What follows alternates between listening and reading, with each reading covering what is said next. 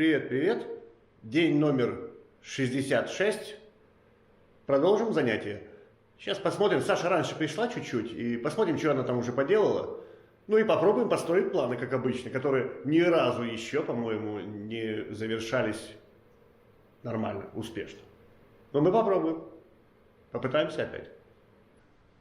Как уже говорил, Саша раньше пришла. Привет, привет. Пораньше некоторых. Да, пораньше некоторых. И оказывается, этот угол еще не был готов. Не угол, ухо это еще не готово было.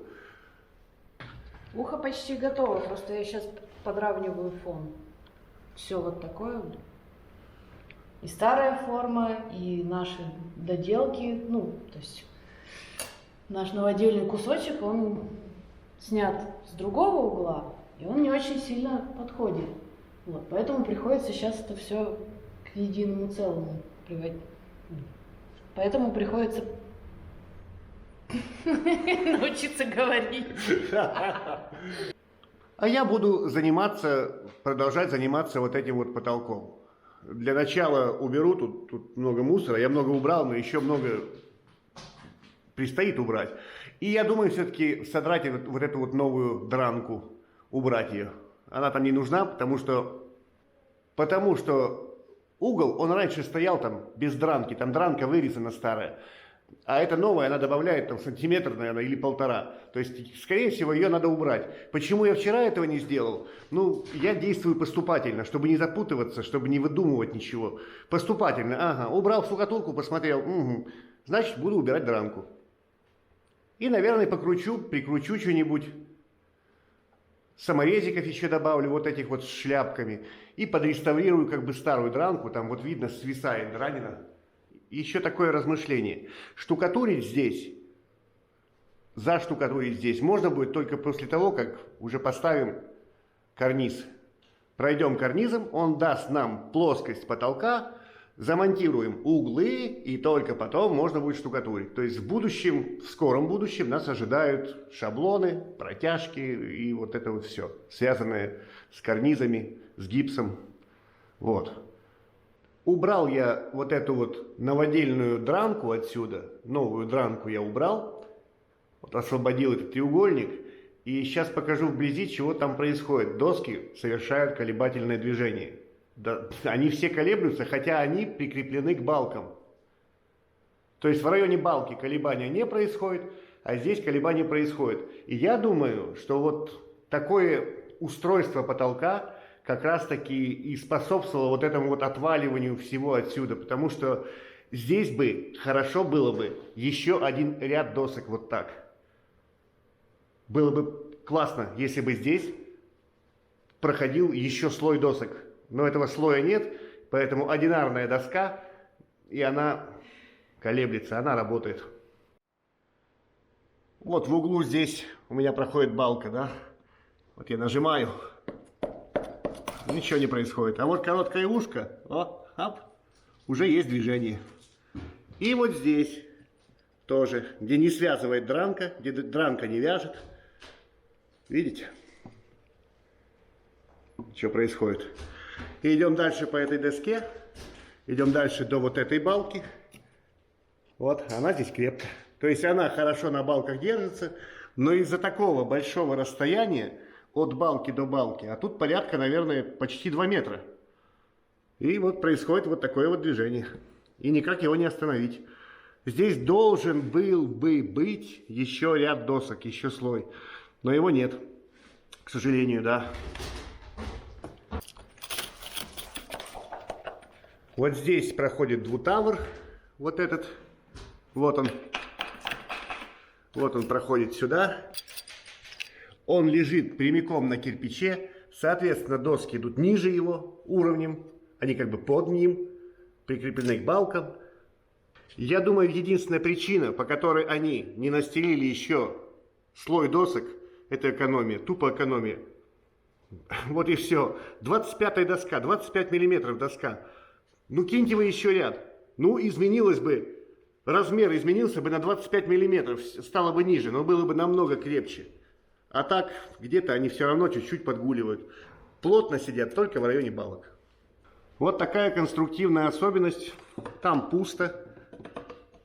Сверху еще настил идет. В других комнатах такого нет. В других комнатах идет двутавр. В двутавр вставлены доски. И к этим доскам идет еще один слой досок. А потом дранка. Вот это правильное устройство. И поэтому, ну вот такой движухи, такого движения там нет. И я ничем не могу его остановить. У меня здесь будет угол сразу. Разве что сильно, серьезно проармировать угол там, в 2 слоя сетки, и он тогда будет сдерживать вот это вот движение досок. Еще хотел момент показать, может кто не видел. Я вычищаю вот этот остаточки штукатурного раствора отсюда, из-под дранки.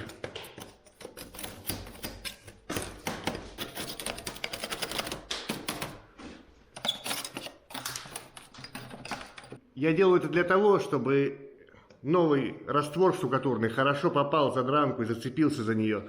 И здесь вот тоже в месте примыкания к старой штукатурке надо хорошенько прочистить, чтобы новый раствор туда полностью попал за нее и схватился хорошо за нее. Тогда меньше вероятность растрескивания на стыке старой штукатурки и новой. Вот, немного это сегодня успел наделать, половинку только драночки там восстановил, использовал вот эту вот новую дранку и использовал ее сюда, потому что старой там не хватало, там вообще месиво, если приглядеться, да, там, что там происходит, там месиво, там жесть, там ужас. Вот. И как-то я ее более-менее тут скомпоновал, как она должна бы быть, только потерял направление, вон видно, чуть-чуть так угол потерял. Я шел с угла, просто пришел, смотрю, нет. Ну и ладно. Это уже лучше, чем если бы этого не делать, конечно же. И теперь у меня еще есть такой, ну, как бы момент, некое соображение. Вот у меня есть доска, я приготовил досочку вот туда, там, где ее не хватало. Я покрывал ее препаратом огнебиозащита. Вот. И тут встает вопрос вообще в целом, ну не огня, скорее всего биозащиты всего вот такого потолка, везде, всех потолков.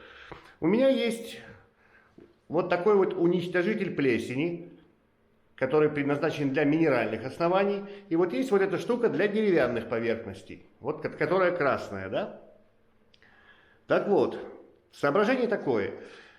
Этот уничтожитель плесени я приобретал специально для того, чтобы потом в конце пройтись и убрать желтизну им. Просто побрызгать, растереть кистью, и желтизна уйдет, потому что он содержит хлор. В нем много хлора. Так вот, если я побрызгаю им потолок, этот хлор начнет очень активно запускать процесс коррозии вот этих несчастных гвоздиков, которые держат эту дранку, и вообще всех саморезов и всего металлического.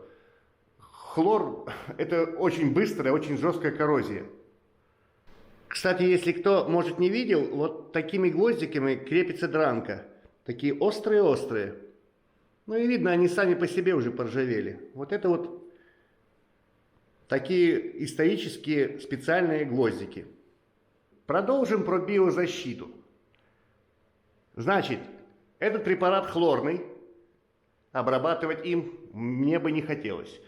А вот этот препарат, который специально предназначен для биозащиты, сейчас покажу, как он работает с гипсовой штукатуркой. Вот эта стенка, здесь деревянное основание, здесь доски.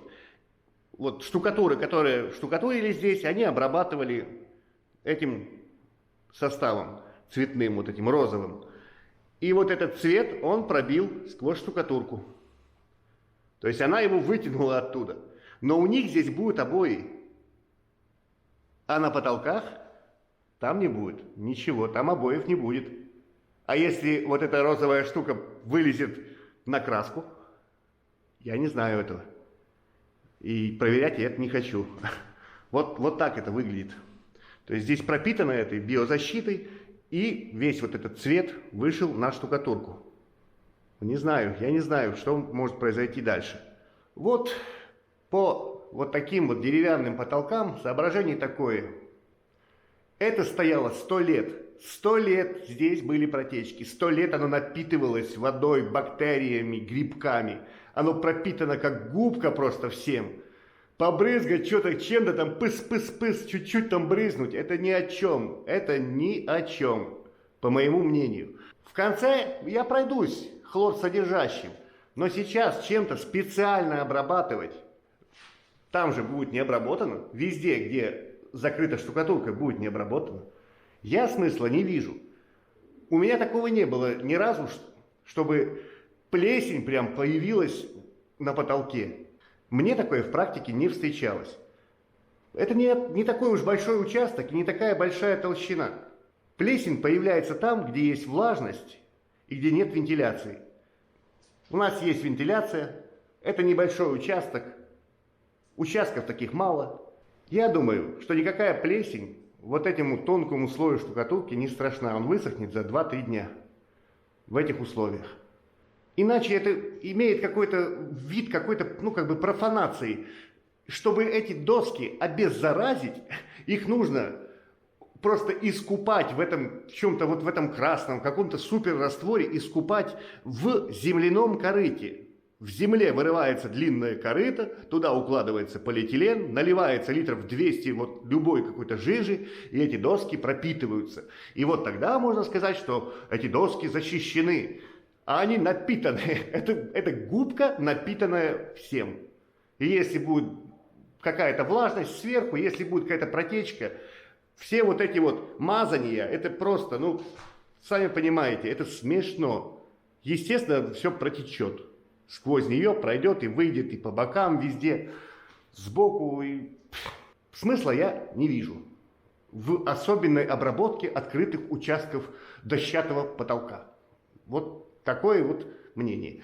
Здесь я обработал, это сосновая досочка непонятной влажности, что с ней происходит. Я ее обработал с тыльной стороны, с задней стороны. С этой стороны, вот, которая лицевая, я ее обрабатывать не буду.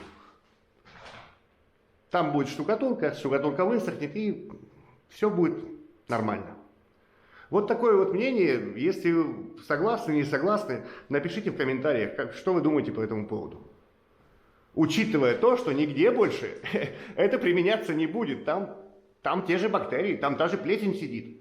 Спирохеты, лямбли и всякая разная другая нечисть. Ну, наш рабочий день подходит к концу. Саша тут почти домазала с этой стороны. Я удаляюсь. Ну и до свидания. Вот так мы и закончили день. До свидания. Пока-пока.